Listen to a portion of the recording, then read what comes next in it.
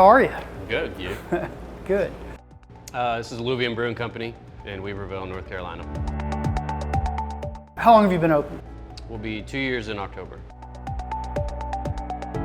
Why in the world would you want to open a brewery? Insanity. No, I mean, we really enjoy making beer, and it's probably one of the first jobs that I haven't found myself getting tired of. Figured if we were going to do it, we were going to do it our way and do it for us. Are you from Weaverville? No, I grew up in Ohio, but I moved here. I was in Virginia for 5 years before I moved here. I got started in the industry. I worked for a mobile canner here out of Asheville. That got me a job at a brewery in Virginia, and then that's kind of where we hatched the plan to do this. Why Weaverville? Well, we used to live in Woodfin, and we just recently moved. We moved just north of town here, but we didn't want to be downtown Asheville. And I don't think it's not against any of the breweries down there. The South Slope, it's crowded, it's expensive, and we didn't really want to be in that scene. Does being close to Asheville hurt you or help you? It helps us. And then being the third brewery in Weaverville now, we're a day trip. Right. It used to be, hey, I don't know if I want to drive from Asheville all the way to Weaverville to go to a brewery or, go to 2 breweries. So now we're kind of a day trip. So having the other breweries here helps. Being close to Asheville, we get a lot of people stay in Weaverville. So we get a lot of tourists that kind of like, hey, there's a brewery right here where I'm staying. They'll come in here. Usually they come back, which is always kind of nice. What advantages do you find, and you kind of addressed this a little bit, but what advantages do you find being in Weaverville versus Asheville? I think it's a different, we get a different clientele to an extent, we have a lot of locals. It varies by weekend or, day, but I'd say probably 50 to 75% of our business is locals that come all the time.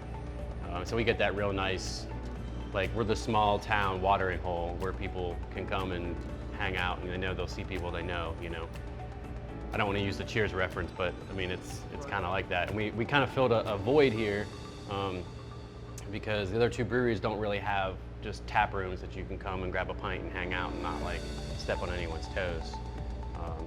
Zebulon, he does more tastings and small pours and stuff like that, and then he bottles everything. And then Blue Mountain is a pizza place, which has great pizza, but you can't go in and grab a beer because you feel bad because there's probably 5 or 6 people waiting to sit down to get food. Well, let's talk about your beer. I know some people hate the term flagship, but do you have a flagship beer that is out there? We have a couple. We don't have any of them on right now, but our Carolina Stout is one of the big ones, especially for, we always have to have a dark beer on. Right. Even in 100-degree weather. Yeah. Carolina Stout, our Fox Mine New England IPA, are probably our 2 staples. We've got some lighter beers. We have a cream ale and a Kolsch that we kind of cycle through. We don't really keep any one beer on all the time. I kind of have these clusters of beers that are all kind of in the same ballpark that I kind of rotate through. Right. So we had just a plain old American lager up there. The next beer that's going to be coming up in that wheelhouse is going to be our cream ale. And then we have a Kolsch. But yeah, the Carolina Stout's a big one, and that's one of my favorites to make too, just because we use sweet potatoes and fire roasted sweet potatoes and local honey. So hence the Carolina Stout. Sweet potatoes is our state crop. So, but those are the beers that we typically have. I made a beer not too recently called Not Fox Mine, just to kind of because that's what we hear all the time. When's Fox Mine coming back? When's Fox Mine coming back? So it was the same beer, just I changed the yeast and the hop schedule. Everything was the same amounts, Right. I just changed it around a little bit. So I just kind of was I don't know, it was almost as a spite move to just kind of as a joke, I guess. IPA number 2? It's an IPA number 2. Terribly creative. So we got tired of constantly hearing, when are you going to make a proper IPA? And you'd be surprised at how many people use the term proper IPA. So I made it a regular, just standard American IPA and called it It's an IPA. So It's an IPA number 2 is the same base recipe, but I changed the hops up. But it's not, it doesn't veer too far off the road to go crazy like, it's not a hazy IPA. It's not like West Coast. It's, standard 50 IBU, 6% IPA. You sell the most of an IPA, you had said? Yes. IPAs are usually, typically the IPAs are wherever the light beer is that we have on. The paler beer, the cream ale or the Kolsch or the lager. Do you distribute No. kegs, cans? You got a little canning experience, you said. We've had a couple of kegs here and there, but we just don't have the volume to make it, A, to really do it, and B, to make it cost effective.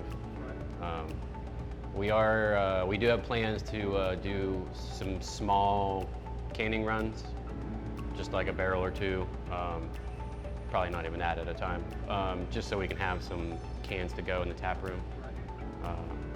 We've noticed that there's a lot of people, for whatever reason, are anti-growlers. So they specifically want cans. And for whatever reason, I don't know, but people want cans. Sure. We gotta give them cans. Can you make that cost effective? Or is that almost more of a marketing tool for you guys? It'll probably be somewhere in the middle. Okay. I mean, we're not gonna lose money by doing it, but at the end of the day, when you get the cans and the labels, and it's because there is a place where you can buy small lots of cans, but realistically, it's more of a just kind of convenience thing, I think, and to get so people can come in and grab cans and people can see it. Right. So let's talk about how you started this place. You were working at the mobile canning place? I was at the brewery in Virginia. Oh, you're the brewery in Virginia, that's right. How did you come up with the concept? How did you pick Weaverville? How did it, Well, it's quite an endeavor I've been finding. Right, so like I said, we lived in Woodfin, so we came to Weaverville every once in a while, and then we moved to Weaverville, and that kind of solidified that this is where we wanted to be. And like you said, we saw the void of a tap room, so we wanted to fill that, and we started small scale. Hindsight, there's probably 100 things that I would probably do differently. We kind of got it. We were a little ambitious, and we got some 2-barrel, 3-barrel fermenters. We got a deal on a 4-barrel brew house, so everything was kind of mismatched in size. And we got 4 or 5-barrel fermenters now, so our fermenters are scaled up in the hopes that we could upgrade our brew house. Right now, we've got an electric, nameless company that still owes me parts. And it's flat bottom, it's kind of a pain to clean, and it's just time consuming. It'd be nice to have a nice 5-barrel brew house. But yeah, we just wanted to be like this. Weaverville's like the perfect little town. Like we don't go to Asheville anymore, to be honest. Like Yeah.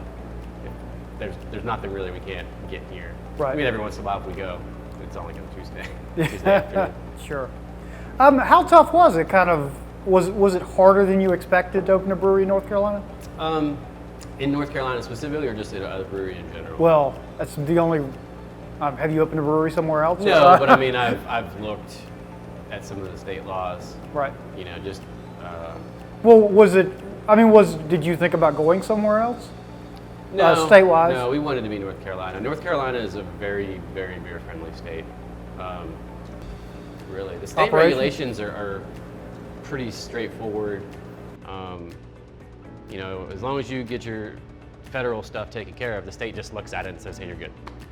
Because they accept that. You just have to get your permits, which are expensive.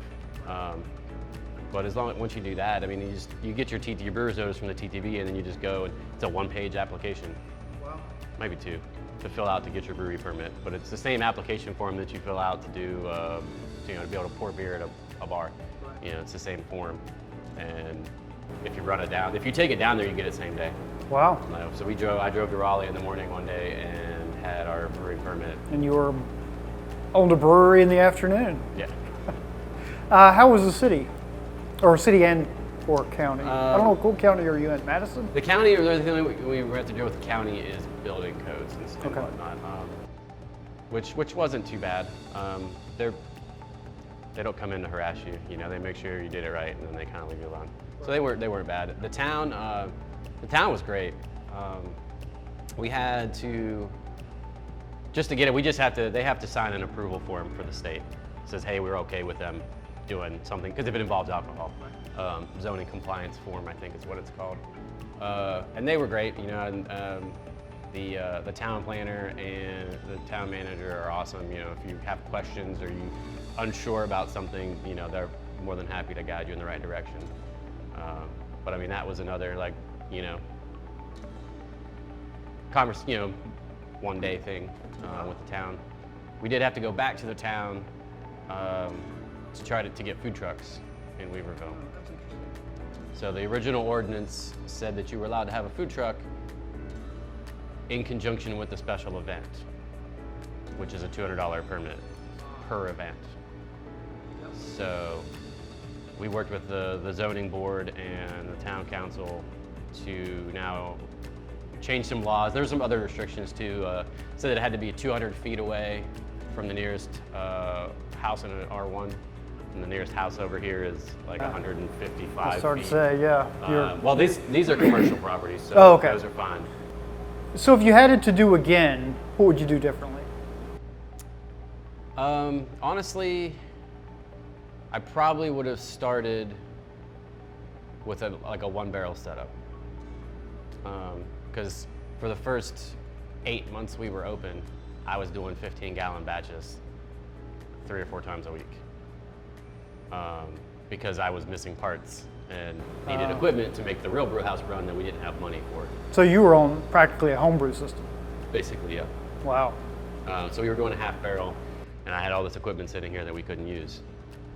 So it was obvious that we could have survived that initial run, you know, especially if I could have made twice as much beer, it would have, you know, we could have been okay. For essentially the same amount of work. Right. Essentially the same amount of work, but it was expenses, you know, a decent brewer. And we didn't get, like I said, we had, our fermenters were cheap, you know, and the brew house was, we got a deal on that. It was custom made for somebody else that backed out of the deal. So, you know, I don't know why anybody would design it the way they did, but we jumped on that. But at the end of the day, it's like you come back around and like, hey, if we'd have just started with one barrel setup for like $10,000, we could have got rolling, did a year or two down the road, and then upgraded everything, you know, versus having to go and borrow money to get new fermenters to get rid of the old ones.